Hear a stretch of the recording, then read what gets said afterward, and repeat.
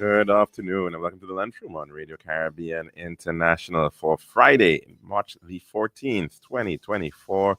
It's program number 1338 of the Lunchroom, and I'm your host, Calixte Jr. Now, as well, if you want to get us on the radio, of course, that's 101.1 FM, but you can also receive us via our Facebook link. You just have to search for the official page of Radio Caribbean International. And please be sure to like and share that link as well with your friends and family. We're also up and running on our website, rcistlucia.com. You can download our previous shows on that platform in podcast format, MP3 format there. Now, you can also reach us if you want to call in to tell us what's on your plate. And that number is 452-3046. Again, 452-3046. And we also have a WhatsApp number that is 724-0008. You can call in, you can message in on WhatsApp. Again, 724-0008.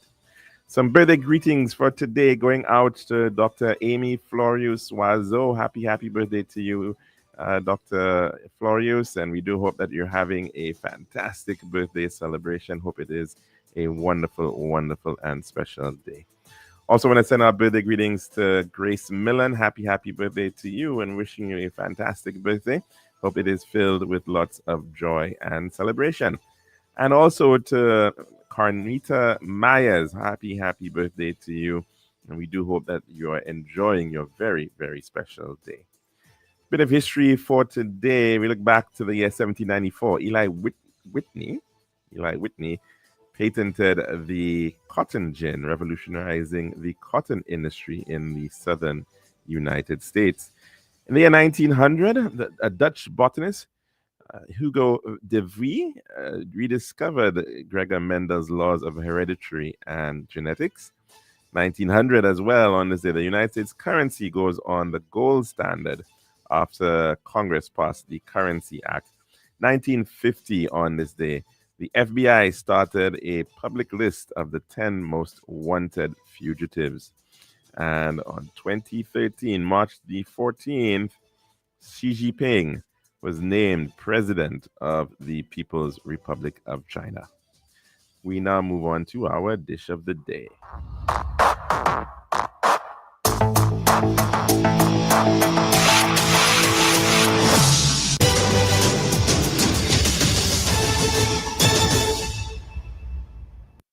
Serving now, the Daily Dish.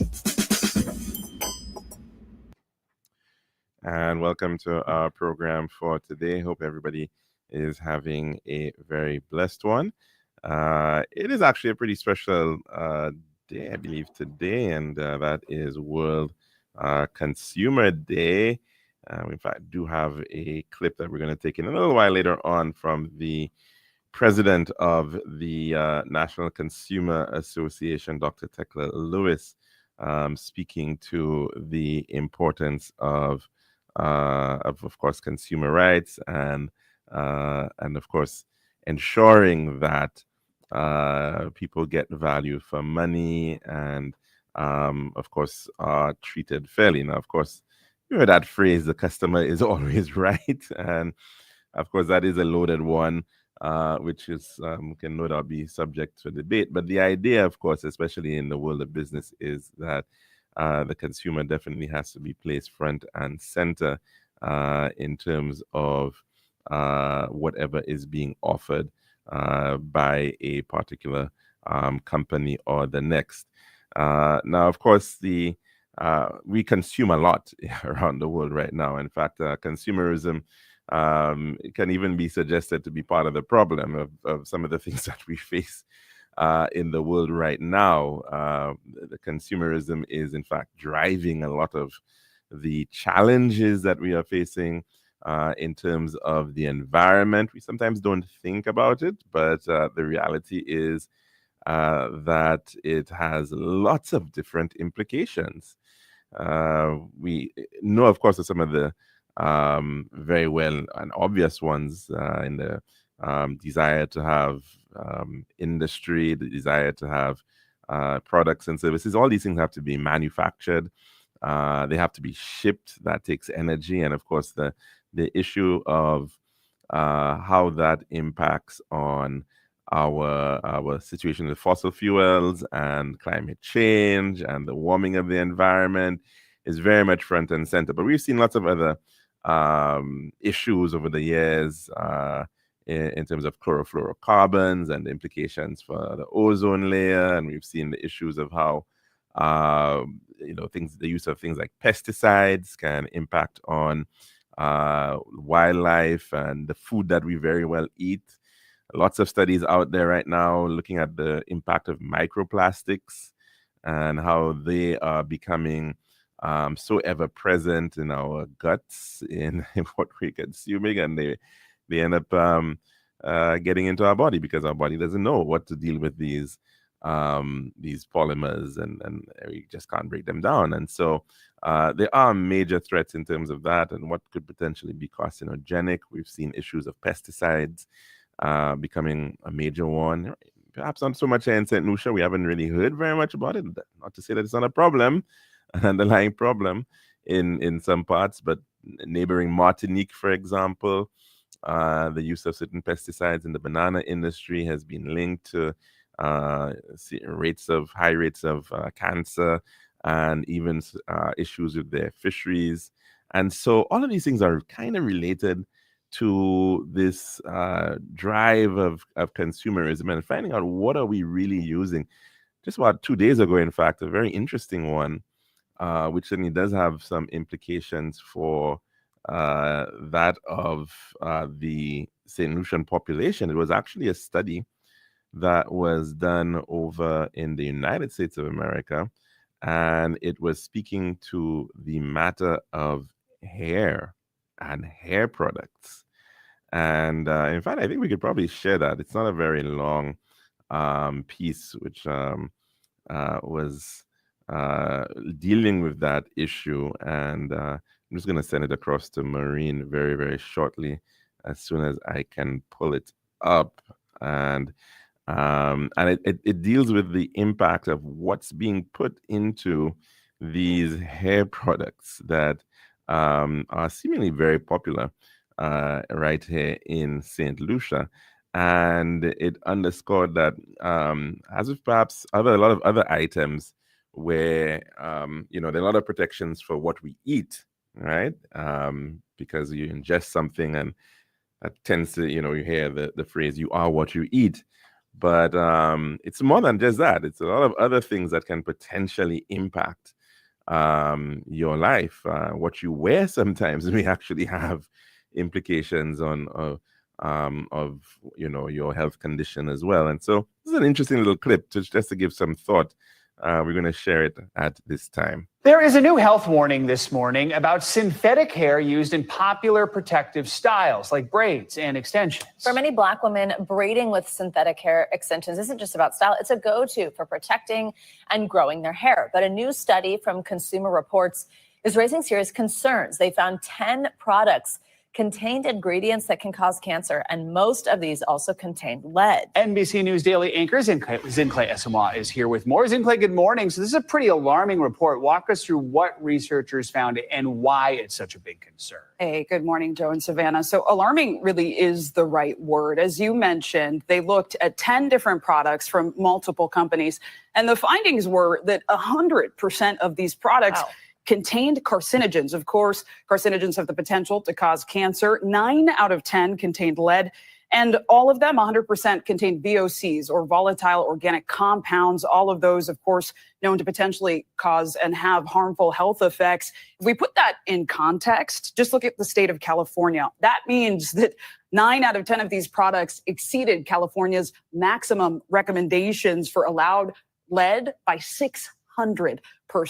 Notably, synthetic hair is not regulated by the FDA, the Food and Drug Administration, and that is what this report now has many calling for. We reached out to the Environmental Working Group. They're a health research and advocacy organization. They said in part that while most of these products are below the FDA standard for lead contamination, when possible, of course, exposure to lead should be avoided. They went on to say that there really is no safe level of exposure to these chemicals, to these compounds. And this matters because, as you said, braids are often considered a protective hairstyle. We say protective because they can be worn for weeks at a time. They're often used to prevent breakage, to avoid heat styling and excessive manipulation. And so this really has many in the community asking, if these are protective, then why are these harmful chemicals in so many products, guys? It really is crazy because there's also concern about hair dye potentially being cancer causing. NBC News just did a big investigation on that. It's very wild when you think about it that none of it's regulated by anybody, not the FDA. What are women who use these products telling you? Yeah, it's not just hair dye, right? We've talked about hair relaxers as well. Many of these products predominantly used by women of color, Black women. One of them is Crystal Thomas. She said that she decided to get braids for the first time in a decade, and then her symptoms started. As I kept smelling this, my throat tightened up. It felt very dry. And I noticed my hair was itchy and it was just difficult to breathe overall. After a week of continuous washing, I said, seeing that the smell didn't go away, I said, you know what, I'm getting rid of these. As consumers, we implicitly want to believe that the products we purchase are safe. That's not always the case. Now, notably, Crystal Thomas says she has only used synthetic hair for braiding. She's never tried human hair. And her concern is that this is not an anomaly. And so she's hoping that more products will be tested. Of course, Consumer Reports looked at 10 products, but there are a whole lot more on the market. We reached out to all of the companies that were named by Consumer Reports. We did not immediately hear back, but in a statement prior, Kaneka, which is the brand that Crystal Thomas used, told Consumer Reports in part that they manufacture the Kanekalon fibers that are used in hair products, but not the final products. They also said they need more information to analyze that complaint. And just generally, I think everybody is hoping to get a little more information about just what goes into these hair products. And Consumer Reports is asking the FDA to investigate very quickly what happens next. Yeah, so Consumer Reports actually has launched a petition urging the FDA for stricter regulations on synthetic hair fibers. Right now, as I mentioned, those do not exist. Of course, Health and Human Services Secretary Robert F. Kennedy just instated last month. So it remains to be seen what his stance will be around some of these issues. But a lot are pushing and hoping for change, guys. All right, Zinkley, thank you so much. Good to have you with us. Thanks for watching. Stay updated about. Right. And of course, there you have it. A matter regarding hair, something that may seem to be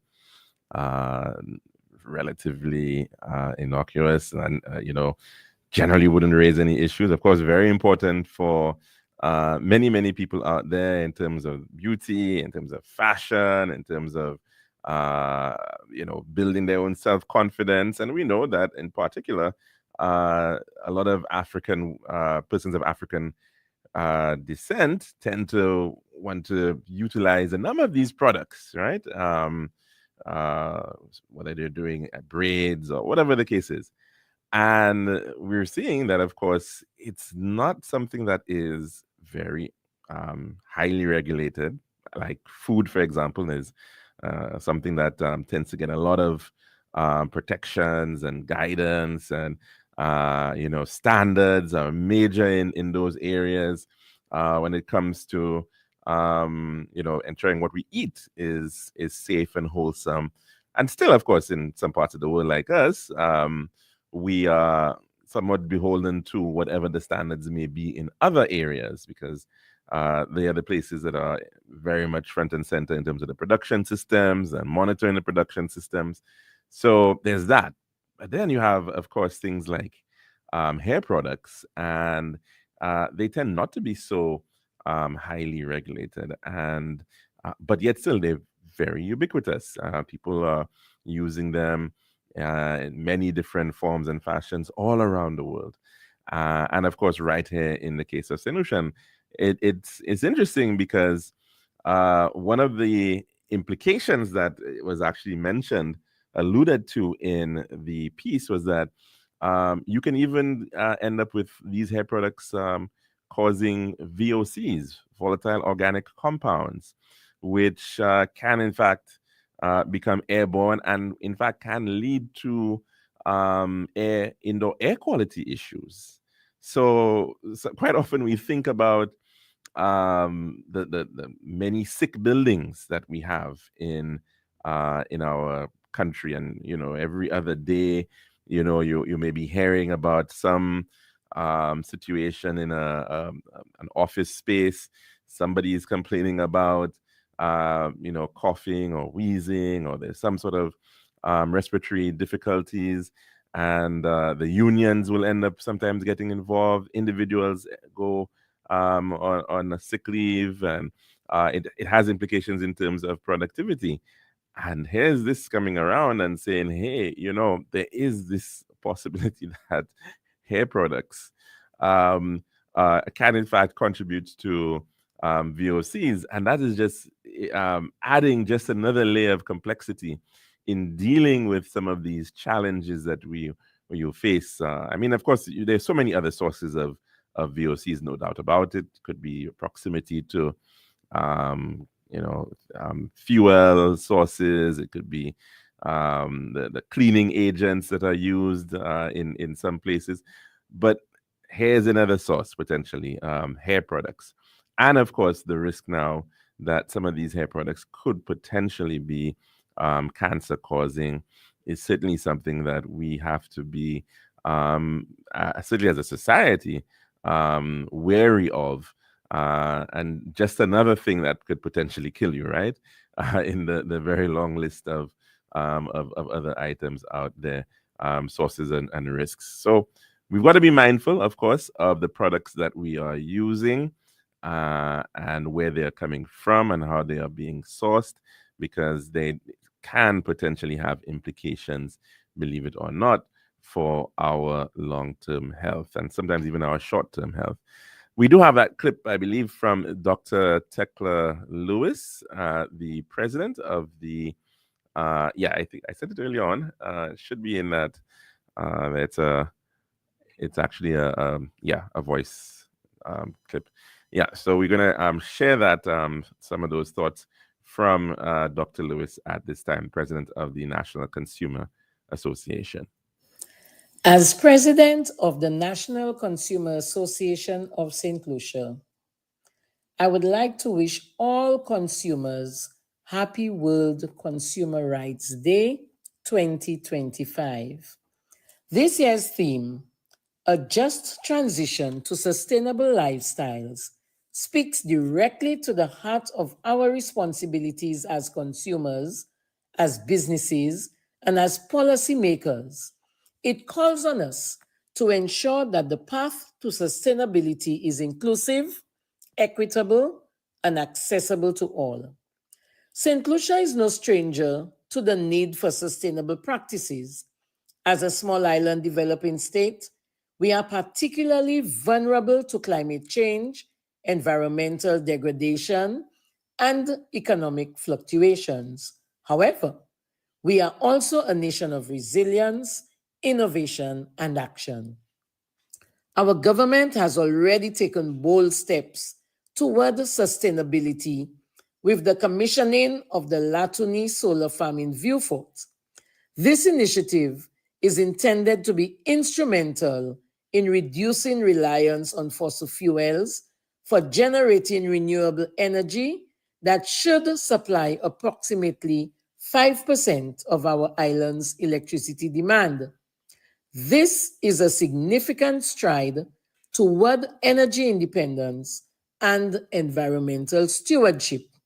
Additionally, the phase-out of single plastic and polystyrene food containers is a strong demonstration of our commitment to protecting our environment. By replacing these harmful products with sustainable alternatives, we are reducing pollution, preserving our marine ecosystems, and fostering a culture of responsibility.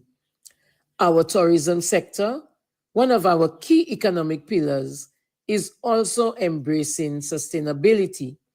The St. Lucia Tourism Authority has been actively promoting eco-friendly tourism practices, ensuring that our natural beauty and cultural heritage are preserved for generations to come. But my fellow consumers, policies and initiatives alone are not enough. A just transition to sustainable lifestyles require each and every one of us to take action. As consumers, we have the power to drive change through our everyday choices. So today, I urge all of us to consider the following: educate and empower ourselves. Understanding sustainable consumption is the first step. We must learn to recognize eco-friendly products, reduce waste, and make informed purchasing decisions that align with sustainability goals. Support sustainable businesses. Let us invest in local businesses that prioritize ethical and sustainable practices. When we demand better, industries are compelled to provide better. Advocate for customer-friendly policies. We must work alongside policymakers to ensure that sustainability is not just an option for a few, but an accessible choice for all. Affordable renewable energy, incentives for green businesses, and consumer protection laws must all be part of the conversation. Today is not just a day to reflect, but a day to act. We have the opportunity to shape a future where sustainability is not a privilege, but a standard for all. Let us commit to making sustainable choices, not just for ourselves, but for future generations of St. Lucians who will inherit the world we leave behind. Today, we can drive a just transition to sustainable lifestyles, ensuring that no one is left behind. Consumers, know your rights. Remember, to see the change, you have to be the change. Happy World Consumer Rights Day. And that was a message from the president of the National Consumer Association here in St. Lucia, Dr. Tekla Lewis. Very comprehensive piece, really giving context to the many different areas where we have a role to play in terms of not just thinking about getting the cheapest item, but also ensuring that that item is ticking a number of other boxes, that it is sustainable, that it is being produced sustainably, that it is being produced ethically as well. And so we're seeing the power of consumers around the world right now. You can just look to what has unfolded over the past couple of weeks with respect to the companies owned by the world's richest man, Mr. Elon Musk. And individuals have simply decided that, look, we're not going to buy vehicles made by his company anymore because they don't believe that the individual who is in fact benefiting has the same values that they in fact ascribe to. And he's promoting things that seem very anti-ethical or towards ideas of issues of neo-fascism and views that really don't necessarily align with individuals, and so it's not in their benefit. And so that is the power of the consumer, certainly, that it's your money and you can spend it in such a way that aligns to the greater good and not necessarily just the mere product that you may be purchasing. So certainly on this World Consumer Consumer Day, it certainly is time to think and to ponder in terms of our own personal obligations in that regard, but as well as a collective, how we can in fact steer and drive our consumerism to ensure that it's more than just buying an item. It actually also stands for something in the process. That's our dish of the day. When we come back, we're going to take in our weather report, and then we can open up the lines for some calls. We'll be right back. The Daily Dish. Thank you so much, Calixte. It's now time for us to take a look at the latest weather report as of 12 noon today, brought to you with the compliments of Island Style Thailand Bath. Island Style, yeah. We got the time to make you go. We got the time to make you say, we'll have to make the right choice. Island Style, whoa. We got the time that will make you happy. Island Style, oh yeah. We make your dream come alive in Island Style. We have kinds and princess, pieces and ground. Everything you need is on the outside. For the best price and the latest style. Take a little drive down to Island Style car. We got the time to make you go. We got the time to make you say, quality price, service choice. It's all an Island Style. Visit us at our showrooms in Belarus and Rodney Bay on the John Compton Highway, Cass Street, and behind Ruby's gas station on the Library Viewfort Highway. So call us on 450-452 or 453-TILE. Island Style, Tile and Bath. When you think tile, think Island Style. This is Radio Caribbean International. It's now time for the weather news. It certainly is time. And the latest weather is of 12 noon today, the 14th of March, 2025. And the forecaster this hour is Lemuel O'Shaughnessy. The forecast for St. Lucia valid for the next 24 hours. The winds blowing from the east at 15 miles per hour or 24 kilometers per hour, with the weather fair to partly cloudy skies with a few brief showers. That's winds blowing from the east at 15 miles per hour or 24 kilometers per hour, with the weather fair to partly cloudy skies with a few brief showers. Marine forecast for seas in a 25-mile or 40-kilometer radius from St. Lucia. High tide for the Cass Street Harbor 12 minutes after 4 this afternoon. The low tide at a minute before 10 tonight. For the Vieux Bay, the high tide at 19 minutes after 5 this afternoon, and the low tide at 26 minutes after 11 tonight.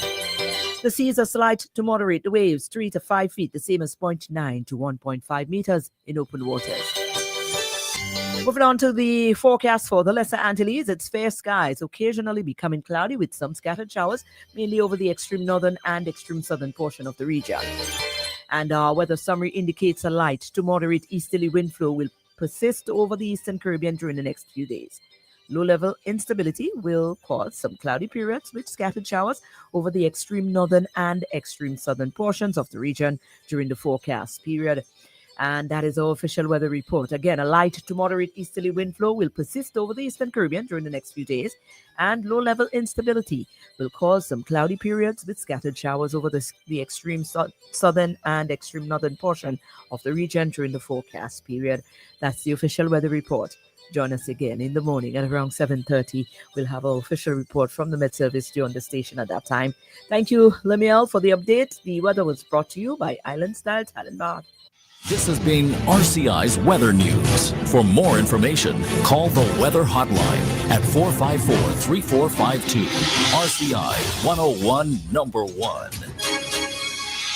Island Style, yeah. We got the time to make you go. We got the time to make you say, we'll have to make the right choice. Island Style, whoa. We got the time that will make you happy. Island Style, oh yeah, we make your dream come alive in Island Style. We have kinds and princess, pieces and ground. Everything you need is on the outside. For the best price and the latest style. Take a little drive down to Island Style car. We got the time to make you go. We got the time to make you say, quality price, service choice. It's all an Island Style. Visit us at our showrooms in Belarus and Rodney Bay on the John Compton Highway, Cass Street, and behind Ruby's gas station on the Library Viewfort Highway. So call us on 450-452 or 453-TILE. Island Style, Tile and Bath. When you think tile, think Island Style.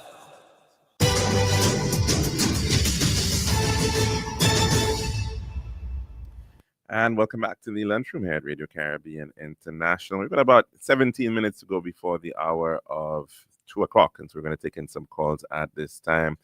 Good afternoon and welcome to the Lunchroom. What's on your plate today? Good afternoon, Mr. George. How are you? I'm very good, caller. How are you doing? All right. You're calling in earlier today.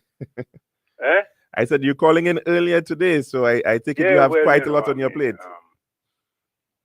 Well, I've interest to me, and it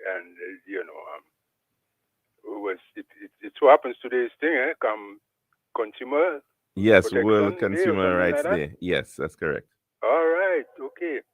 Are you aware that Wasco has submitted a request for review, a tariff review? Yes, in fact, I was getting to that later on in the program, but you've preempted me on it. I was going to read an article on it. You know, it's linked to what that thing by the whoever the chairman of the consumer.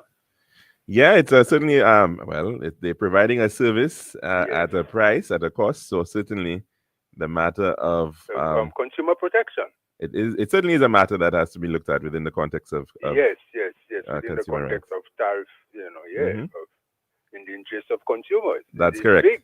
That is correct. It's big. It's huge. Yes. So that they represent the consumer, or they prepare. Mm-hmm. To look into what is the assessment of the whole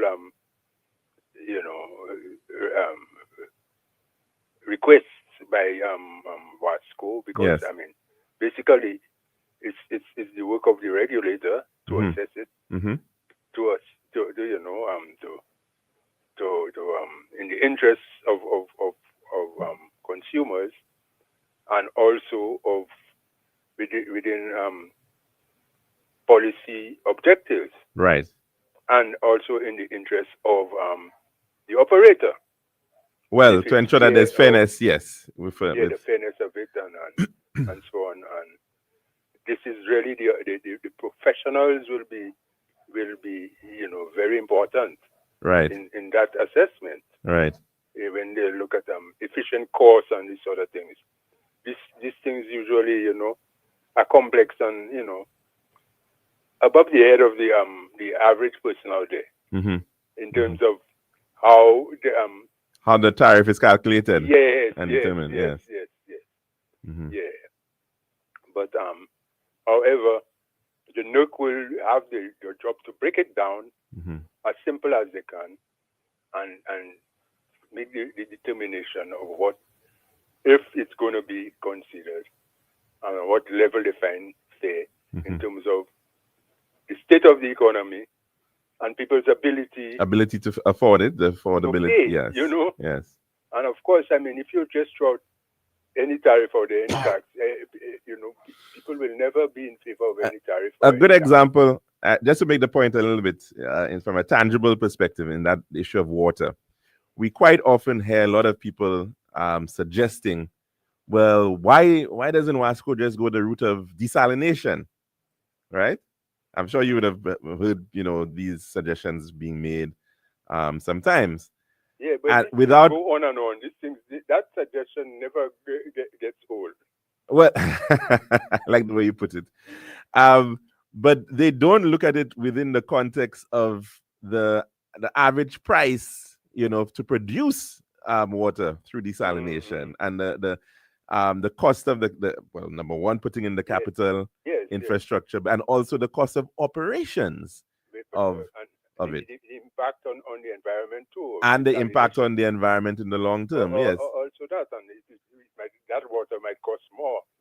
And that's the point I'm making. So we sometimes often say, well, why don't we just go the route of desalination, without appreciating that is actually a more costly source of water. Another thing you hear them say a lot too is why, look, so much bottled water, they're making so much. The markup on bottled water is whatever. Right. Vasco should just get into that. Get into the water. The water, the only water. Yes. And they should get into it, and obviously, yes, they'll be more competitive because they'll be able to, crowd them thing of,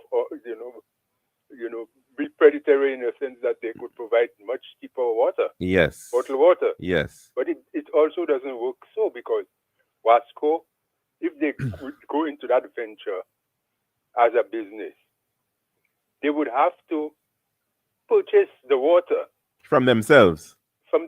Yes. At the same rate that they sell it to.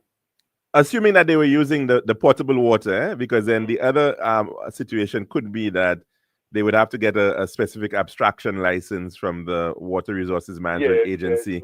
If there was some kind of special spring that they were getting it from, you know. And that will also come at a cost. At a cost, yes. And at the end of the day, will they be competitive? Because, you know, these businesses, sometimes they have so much problems in handling their core, you know. Right. To have, you know, and you know, what we have learned in the past that a lot of government run, you know, things, they never, you know, business, they never run profitably.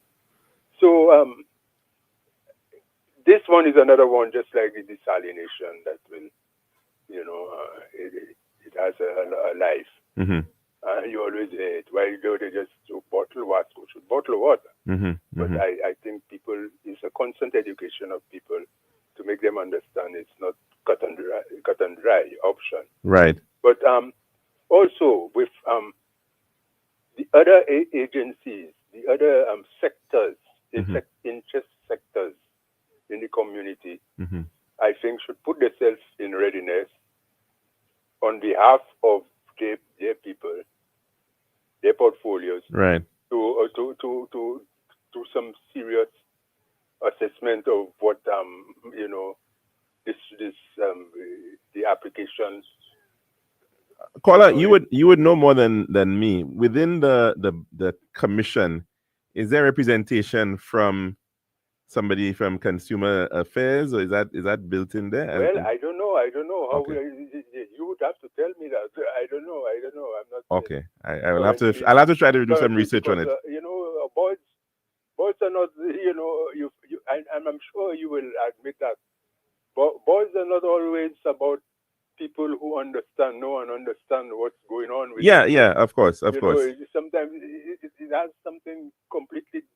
You know. Yeah. And yeah. No. I just thought you might have known, because I know at that time you were around. Well, I would prefer. In fact, we look at these sort of things in the board. I sat chairman, which I sat as chairman. We try to get somebody who understands law, somebody who understands business.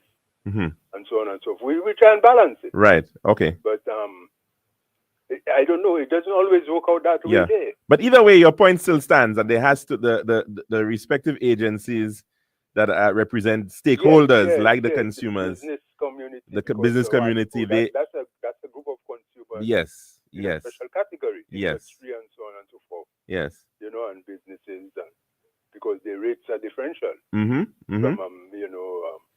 The ordinary man out there. Yeah, definitely. The SLHTA, the Chamber of Commerce, you know, everybody, manufacturers, they will all have to, civil society, agriculture, right, people, water for recreation, water for agriculture, water for health. So you find is a multiplicity of agencies that have to actually get involved. Yes. So this is a thoroughly consultative process, you know. In fact, I'm just throwing it out there. I'm not looking to cause too much trouble, but even the local councils, you know, or like you have like the Soufrière Regional Foundation. Yeah. That's why they could very well argue that, look, why is Soufrière? We have a very simple system. It's gravity fed. It's a legacy system, you know, that has been working very well for Soufrière for decades. We're not utilizing the dam. We're not all of these, you know. Right. So should we get a differential rate, you know? And from my perspective, that's a very legitimate thing, you know. But maybe one could defend that the fact that you know, not everybody who pays, say for example, when you pay your taxes and it goes into building standpipes or whatever, right, you might never use a standpipe. Right. You know, so the fact that you don't directly benefit from it. Well, you may never use it, but then there might be a one time when you may have, I don't know, something at your home or an emergency. You know, it's a very plausible. You know, very plausible there's that possibility. Yes, I understand what you're saying. Yeah. It's very plausible. It's understandable. Understood. Yeah, we're not paying this thing. We're not benefiting from You may not from dredging of the dam up. Right. You may not live in Grosley, but you might come up to Grosley and go to a restaurant and use the washroom there. So you still there you go. Yeah. There you go. That these taxes and tariffs have a strange kind of way of working sometimes. And but on the other thing that Calixte, you don't think we have lost that thing, that the whole thing about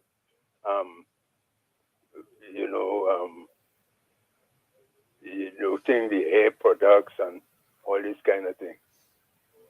And what you eat. I mean, we talk about what you eat and do eat proper and things. You think all these things are not proper for our health. If you take them off the shelves, let's say you have a draconian thing towards this thing. All right. You don't think the economy will just crumble? It does. Well, I mean, well, I think we've seen what has happened. If you have to take these products, look, like you said, women define themselves and they build their confidence on a false notion that, I mean, our women, especially, I don't understand how our black women like that, my brother, but I don't know, it's there's things you'll never understand. I just leave it to that. I've seen many moons and I come to the conclusion there's things we'll never understand. Because I don't see other races trying to mimic others, right? Like we do, to define ourselves. I mean, we our beauty. People, I mean, you watch it even in Africa itself. Yeah. That everybody has looking to, if the signs of being a sophisticated lady or a professional lady or something, whatever, or a beautiful lady, it goes with weave and, all this kind of thing. And, I mean, given still African women always had the makeup and them kind of thing, eh? Yeah, but this kind of thing, man, we gone crazy. Women gone crazy of that. And to me, it's the other end of, is not building their self-confidence, because they're building their confidence when they go out there, because that is what the concept, we are our men. Don't find the woman beautiful if she don't have all this kind of thing. But, internally, I mean, that could be a kind of thing, because they don't have to have, they cannot have that 24/7, eh? You understand? You mean the hair products? Yeah, the weave and the thing. Who says they cannot have it 24/7? Something so. You think so? A lot of them have to hide when somebody comes to their home, and send them on to see who does this, because they don't dare show people who the real person is. Well, they're temporary products, they're wigs and all of those other things, caller. But So, I mean, and they may have the same properties, chemical properties as well. I don't know, but I'm just saying that you cannot define yourself. It's a serious problem that we have. But at least we cannot be beautiful. We can't be nothing but for some other industrial thing. And lastly, I would like Maureen. Yes, Maureen is there. Yes. She's there. Yes, she's here today. I heard. I don't know. I didn't hear it. I suspect that's why you called in so early, because Maureen is here. But okay. Told me, but I never saw read it. That Cocotti Pass. Yes. I just like her to play one drop version of Bob Marley's song by Cocotti for me. Okay. And I don't know if she could get. She'll definitely organize that for you. Cocotti. Yes. One drop. Yes. All right, not a problem, indeed. In the one drop, you know that song, and we still got time to rap. I think she's got it lined up. So, all right, thank you. Thanks very much, caller, for that. Yep. And have a good one. And of course, while we just take this call, we just also want to send out some birthday greetings to Sir Julian Hunt, who's celebrating his birthday today as well. And so certainly we want to definitely wish him the very, very best of health and happiness as he goes into the year 2025. All the best. Let's take another call. Oh, it looks like we lost that one. But of course, the number to call in is 4523046. We just have a couple minutes left, really, to be able to take in a few more calls and go to the phone lines. Good afternoon. Welcome to the lunchroom. What's on your plate? Good afternoon, Mr. George. How are you doing, sir? Not too bad. You had a very Wonderful. good topic today. Right. What happened to that thing we had in St. Lucia they called Jack Spanier? From all indications, it seems to have gone extinct in the case of St. Lucia. It exists in other parts of the world still, I'm sure. But yeah, that used to make its nest in people's houses, go in the loft, yes, right up, yes, and it will make its nest. And it will make the it'll make the comb, but no honey in it. Okay. It always drink its honey, drink the pollen. And the other thing is, what happened with the African bees? Because we used to have the African bees killing the West Indian and South American bees. Yeah, they're more aggressive, and for sure. For some reason, I think they moved some other places, because look at how Trinidad, I think, still has those. Yeah, for sure. But we're producing a lot of honey now. People that never been honey, we do. Now they're making it. But we use the European bee, I think. But it's easier for management purposes of the hives. Yeah. The African bees are a lot more aggressive. Very aggressive. And can kill you. Yeah, and so from that perspective, I think you probably do have some hives that might use it. But I know in Trinidad they have them.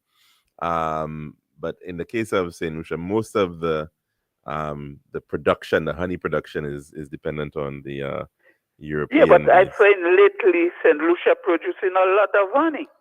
People that never in the trade now will go in it and making a living. Yes, definitely. There's a lot of interest in the sector, and we produce the best honey in the world.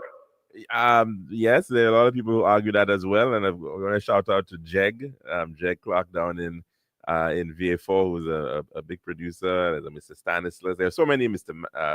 Richard Matthias. There are a lot of individuals out there who are contributing to the honey sector, and they're doing that in a very quiet way behind the scenes. Lots of training going on. I actually did a training course on it as well at some point, and so yeah, it's good for the local economy that we can be able to be self-sufficient. Don't know, in the makeup business, they use a lot of the wax from the honeycomb. Yes. A lot of it goes in the makeup, because I have one of my granddaughter, I think, that she in marketing, and she working for herself. But sometimes she go to Turkey, she go to Africa to look on the bees. Okay, interesting.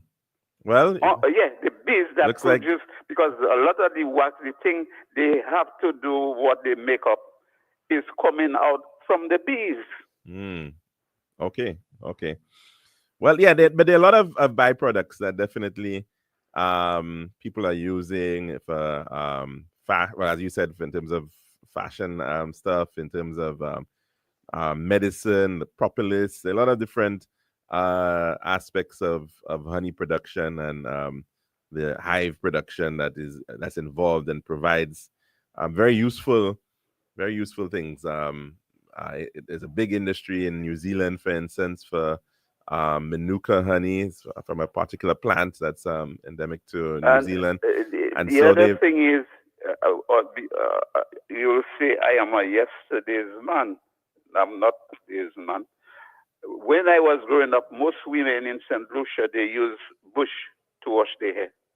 They're all sort of bush they will use, but they won't put natural or not natural. They'll put those artificial things and wash the hair with. They won't do that. But now everybody just... When you say bush, what kind of... Is any... From the shop to wash their hair. Some of them, if you ask them what that bush is for, they can't tell you because they never see people use it.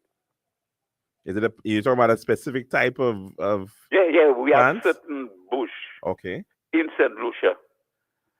That's what people used to use to wash their hair. They don't use no thing with chemical. Okay. It's natural. Okay, interesting. They use. I wasn't aware of that. When you say, and you're talking about like I'll tell you, the leaves you know, of the I'll send you. You know, Gloricida. Gliricidia, yes. That is one of the top.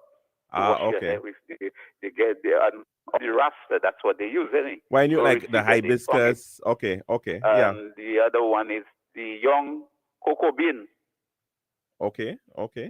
Well, Cocoa bean, you take the young one, they pong it. well, there you go, call it. Maybe there are possibilities. I mean, as we're speaking about the whole issue of hair products, and there is potentially an economic opportunity for entrepreneurs who may want to see how they can get into some of those sectors. So, well, I had an idea of that one time, but the only thing I wouldn't know the shelf life, because when you make the product, you have to know the shelf. You have to have certain. Yeah, well, I assume it's there yes, to give it shelf life. Yes, of course. It's a little bit, I guess, not as rigid if it was something that would have to be ingested, but certainly you do have to know the chemical properties and do the appropriate analysis and testing to come up with good products. And there are a lot of those types of products out there, but sometimes we think, and there are a lot of these, organic type of products that are on the market. But in terms of the actual hair products themselves, the actual braids and a lot of these the synthetic braids and hair pieces, that's where they were saying that there are some concerns regarding those items and how they are manufactured. So it is something. There's still there's some room, I suppose, for that. Albeit I suppose these human hair type of offerings as well. A program on radio TCT with Mr. Andrew Seeley, and I used to tell the people about the hair, and one girl took my advice, and she started doing the natural hair product to wash her hair. She said she started with. It was too much for her. She took her mother to help, and then she took her father to help. And then when she gave the result, she said she had 11 people working for her. Oh, wow. Okay. So she become an entrepreneur by eye. But she never funks me. She funks Mr. Seeley, but she never funks me. Oh, well, I guess she owes you. Because Mr. Seeley was the one come out with it that used to host the show. Yes. Understood. Anyway, good afternoon, Mr. Josh. Thanks very much for your contribution, Colin. Have a good one. And of course, we're going to have to end our program for today, unfortunately, because we're over time. But we do thank all those who called in. And of course, to those who are active in terms of consumer rights and standards and protecting individuals in that regard, we want to definitely say thank you for the work that you're doing, especially as we mark World Consumer Rights Day today. Have yourself a good one. I'm your host, Calixte Jr., saying goodbye.